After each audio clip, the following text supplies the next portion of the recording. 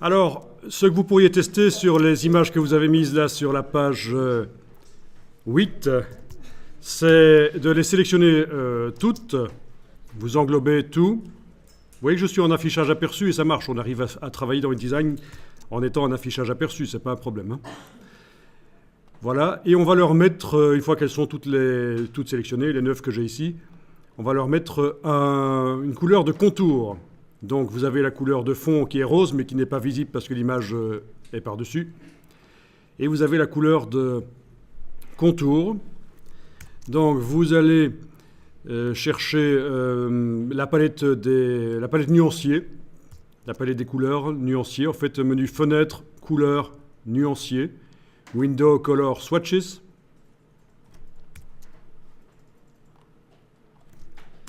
Vous choisissez du blanc. Donc on a mis un contour blanc. Et on va modifier son épaisseur. Et donc ça va influencer le résultat. Ça peut donner bien. Sans devoir redimensionner les blocs, vous allez pouvoir donner l'impression que les images sont plus petites. Jusque-là, ça va pour aller mettre le contour blanc sur les cadres. On va maintenant dans la palette Contour, menu Window Stroke, Contour, et on va augmenter ça et on regarde ce que ça donne. Voilà. Donc ça donne l'impression que les blocs vont être plus petits. On a augmenté l'espacement entre les images, mais en réalité, il n'est pas augmenté. Donc voilà une des choses qui peut être faite pour influencer un peu le résultat.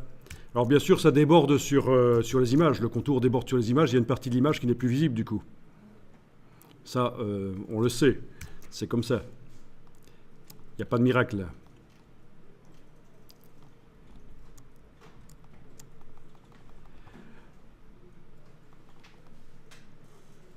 Bien.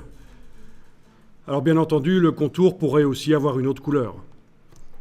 Le contour, je peux le mettre par exemple en noir. Et le noir, je peux le teinter, c'est-à-dire jouer sur le tramage du noir. Voilà, pour avoir du gris.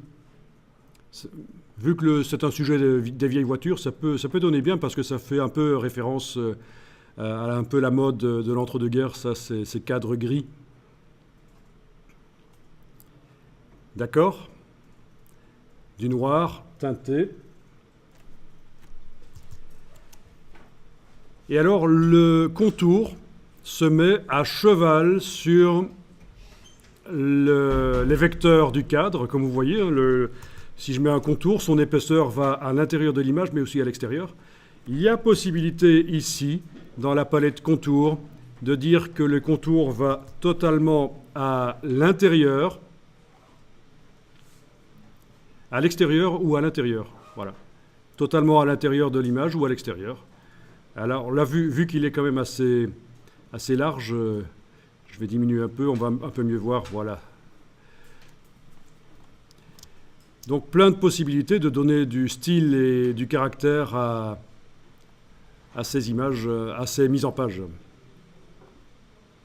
Bon, le mettre à l'extérieur, l'avantage c'est que ça ne déborde pas sur les images, ça ne masque pas certains pixels.